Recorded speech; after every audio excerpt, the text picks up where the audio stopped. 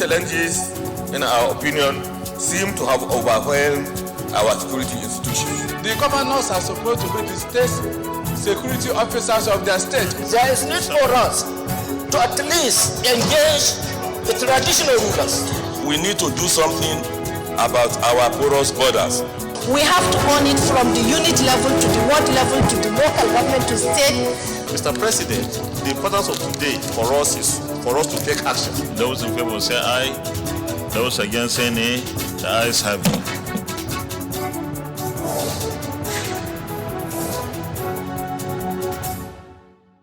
Targeting African countries in the COVID-19 travel ban amounts to profiling and discrimination. Senate urges UK to lift travel restriction against Nigeria over COVID-19.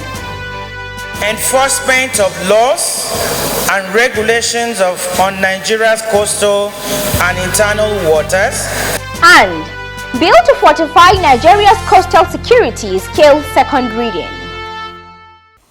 Welcome to Inside the Senate. Travel restrictions imposed on Nigeria by the UK over COVID-19 and the crude oil and gas spillage in Nembe, Bayelsa State are amongst motions considered by the Senate last week.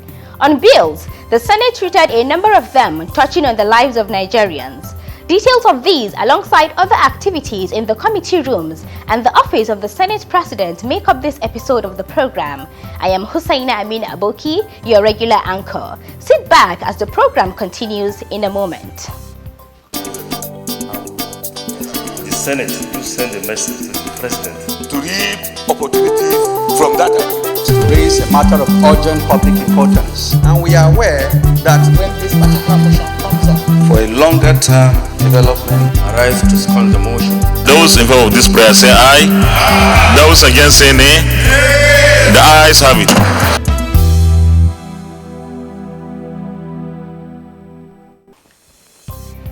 Thanks for being with us. The inclusion of Nigeria by the United Kingdom UK in its red list of COVID-19 protocols and the attendant travel restriction to that country was the subject of a motion sponsored by former Deputy Senate President Senator Ike Ekweremadu on Tuesday, the 7th of December 2021. Under matters of urgent public importance, he stated that the travel ban is even when Nigeria is known to be one of the countries in the world with the lowest cases of the pandemic, following a superlative performance in the efforts to contain it. He gave the implications. Nigerians with genuine need to visit the UK within this period will be denied visa, and those with visa will not be allowed to enter the UK. Targeting African countries in the COVID-19 travel ban amounts to profiling and discrimination. Some comments followed. This is one decision of the UK government that has been widely condemned. There are standard diplomatic procedures that could have been carried out before such a decision is taken. With this motion, Nigerians have spoken. And of course, Nigeria has done so well to the admiration of many countries in the area of containment of COVID-19. And therefore, we don't see any reason why Nigeria will be on that so-called red list. And so, it was resolved to urge the federal government to engage the UK government to reverse the decision. Also under matter of urgent public importance, Senator Deji Eremio reported crude oil and gas spillage from an abandoned oil well operated by a company identified as Untitled Eastern Exploration Company Limited in Nembe local government area of Bayelsa State. The entire mangrove forest and aquatic life have been adversely affected by this methane gas, as rainbow-like chains are seen on the water body around the point of incident down to the shoreline. Let the Senate take a decisive decision on what to do so that we can curb the excesses of this pollution everywhere. As a resolution, therefore, the Senate urged the Untitled Eastern Exploration Company to deploy technology to stop the spillage and restore the life support system of the people and their ecosystem. Next was a bill seeking the establishment of a coastal guard to secure the nation's coastal areas, viewed as the most dangerous in the world as a result of piracy, armed banditry, and smuggling. The report as compiled and presented from our studio. On the bill for an act to establish the Nigerian Coast Guard. The sponsor of the bill, Senator Akon Eyakeni, said when passed, the bill titled Nigerian Coastal Guard Establishment Bill 2021 will provide for collaboration between the Nigerian Coastal Guard and the Nigerian Navy to combat the menace alongside other mandates like enforcement of laws and regulations on Nigeria's coastal and internal waters, prevention of piracy, banditry, detection of crime, and generally the preservation of life and properties on Nigeria's coastal and maritime zone. The motion was debated.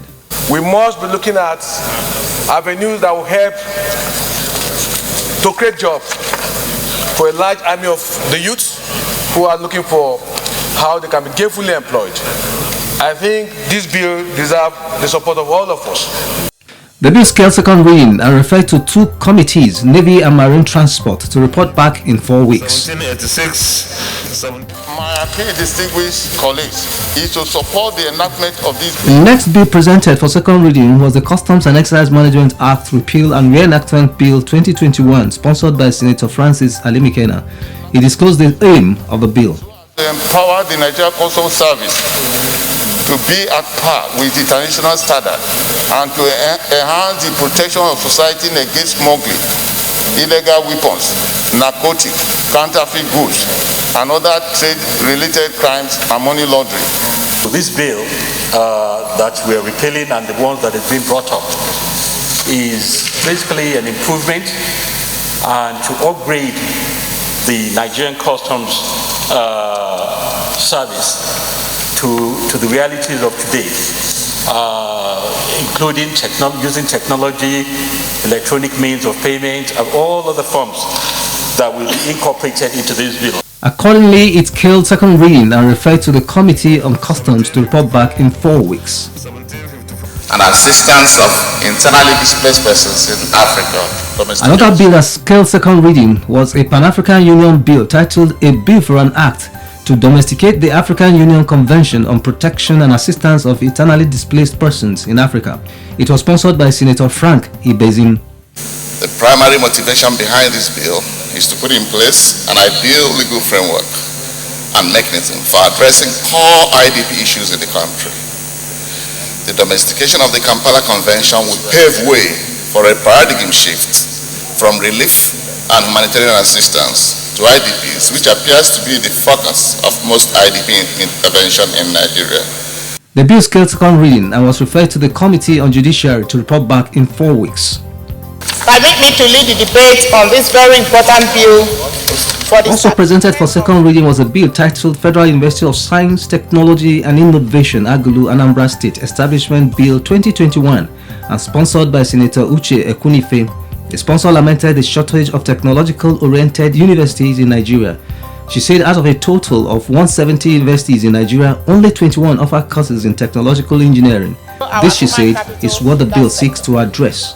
The objectives of this university, when established, include, among others, to develop and offer both academic and practical programs, leading to the award of certificates, degrees, and postgraduate certificates in specialized areas of science, technology, and innovation.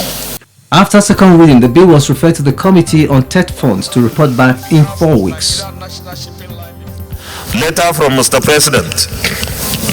Earlier that day, Senate President Ahmed Lawal read a letter from President Muhammadu Buhari seeking Senate's consideration and passage of the Finance Act Amendment Bill 2021.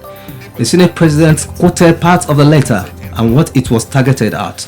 The Finance Bill 2021 seeks to support the implementation of the 2022 Federal Budget of Economic Growth and Sustainability by proposing key reforms to specific taxation, customs, excise, fiscal and other relevant laws. Let's now take a break to open the Senate notebook. When we return, Senate action on President Buhari's letter on the finance bill. Don't go away.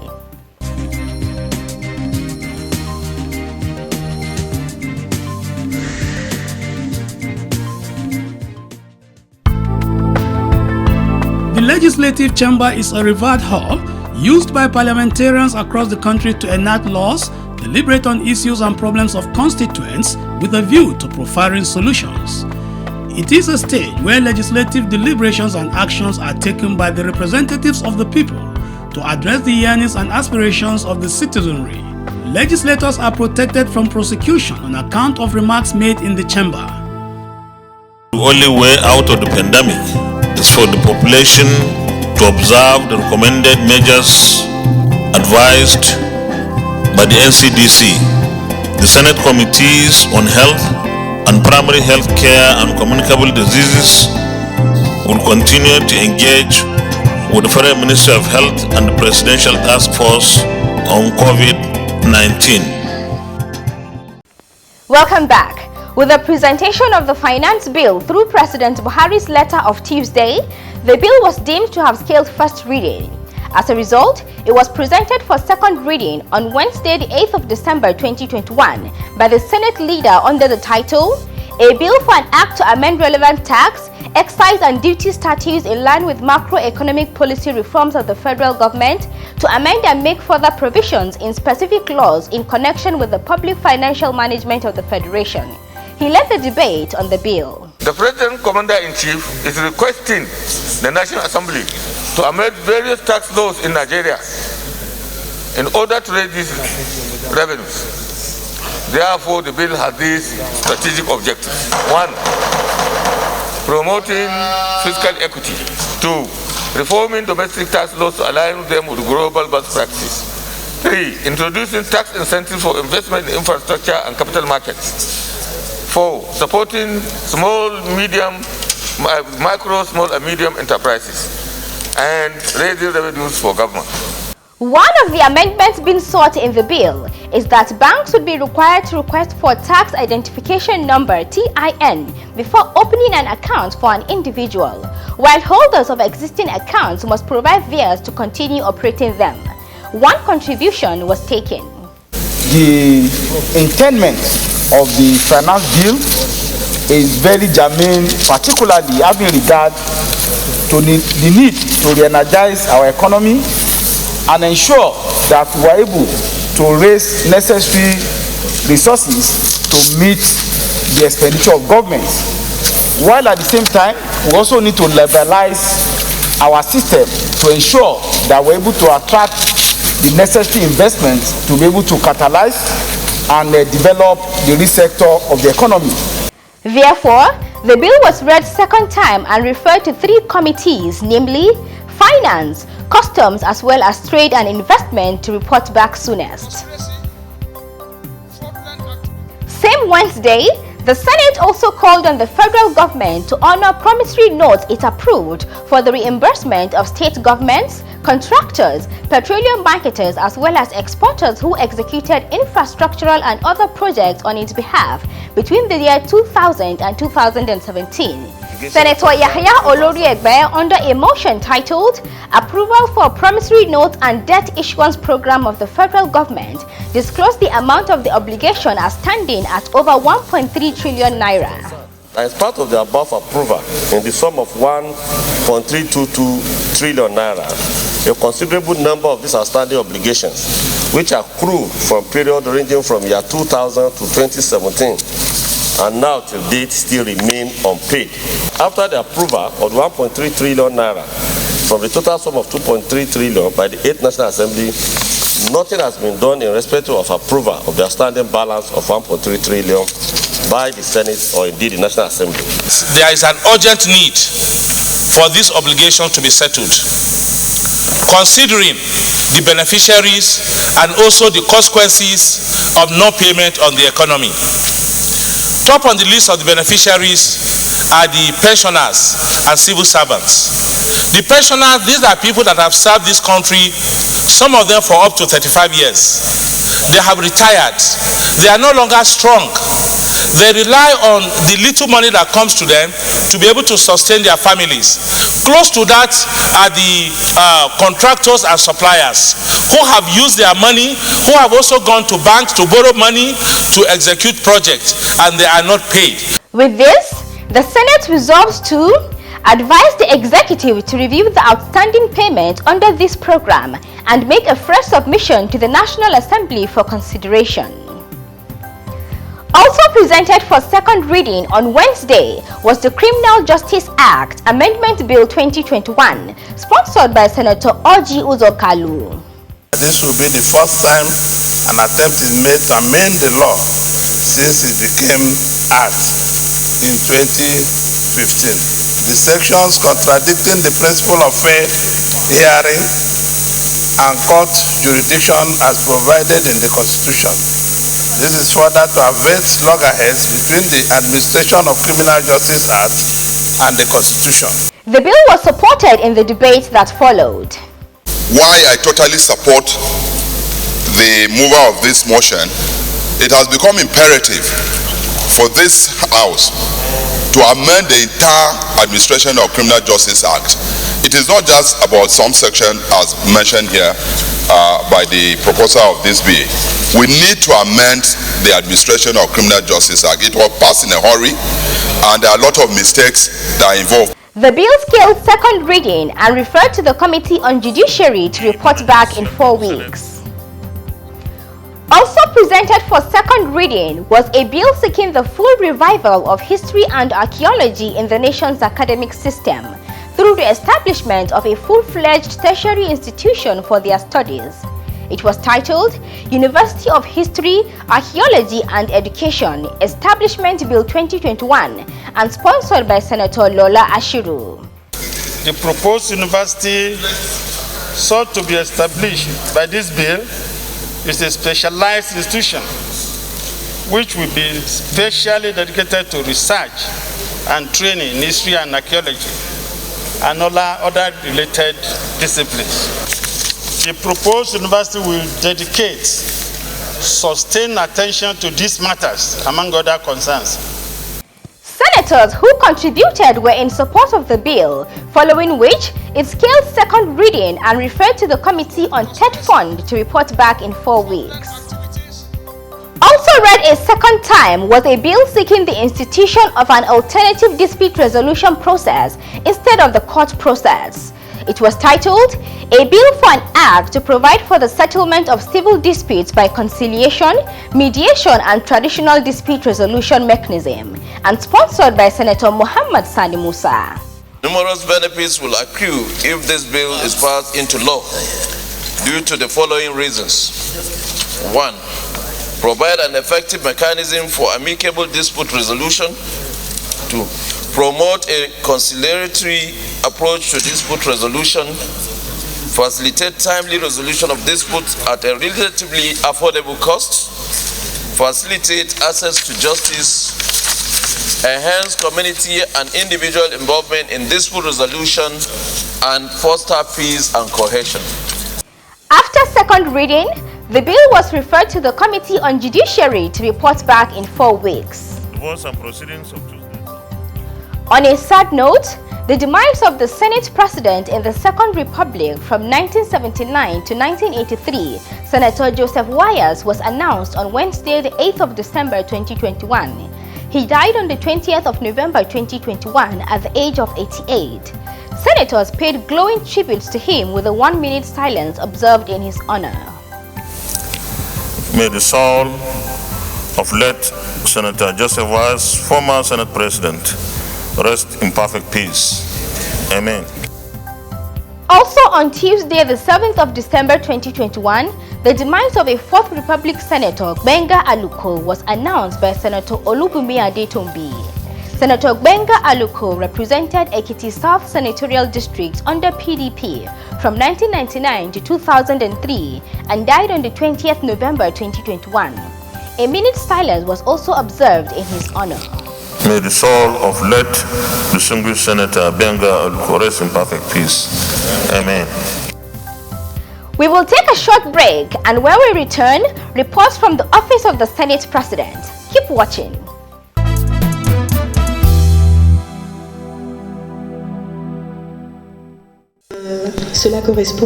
Wednesday, the 8th of December, saw members of the ECOWAS Female Parliament on courtesy call to the Senate President. They were led by their third Deputy Speaker, Honorable Maimunatu Ibrahima from Côte d'Ivoire.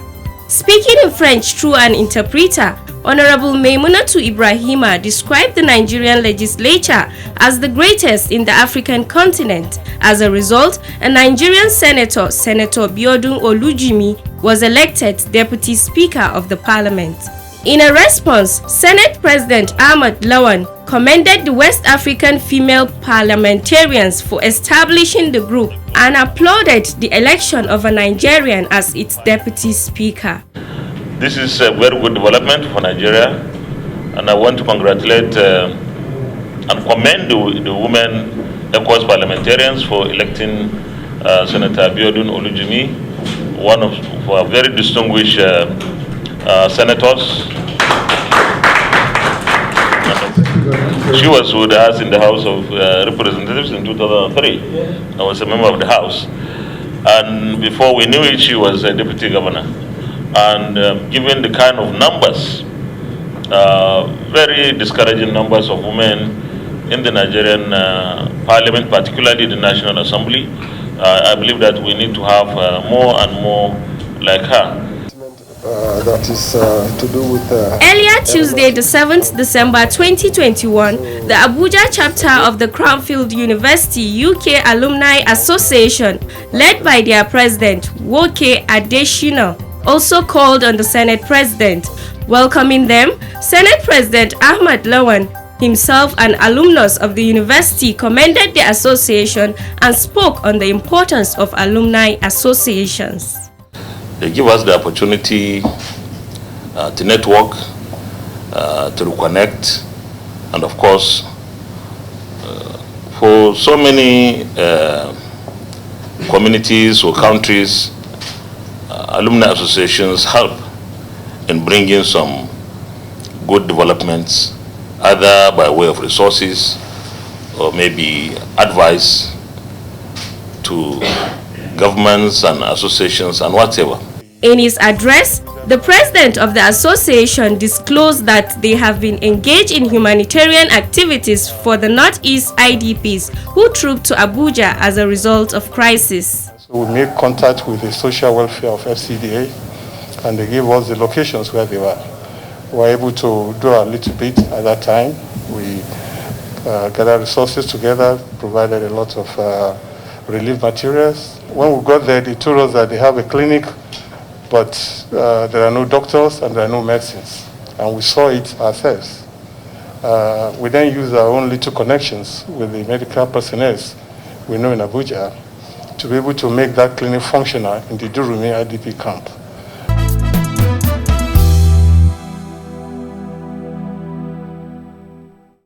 Those were reports from the Office of the Senate President. Our profile segment is next. Stand by for our Senator of the Week.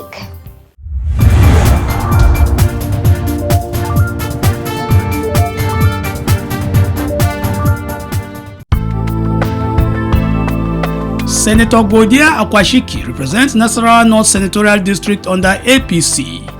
He attended government primary school Anya Iga for his first school leaving certificate in 1987 and the Government Technical College Asakio from 1988 to 1993 for his senior school certificate. Senator Akwashiki obtained a Bachelor of Science degree in Business Administration from Nasarawa State University, Kefi in Nasarawa State in 2010. He joined politics and was elected member Nasarawa State House of Assembly, where he served 2 terms, first from 2011 to 2015, during which he was majority leader, and from 2015 to 2019, during which he served as deputy speaker. He contested election to the Senate in the 2019 general elections under APC and won to represent Nasarawa North Senatorial District. He is currently the chairman, Senate Committee on Labor and Productivity, and member of other committees.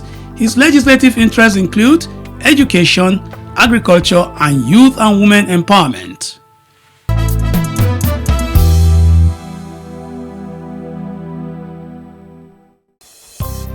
With this, we end this week's edition of Inside the Senate.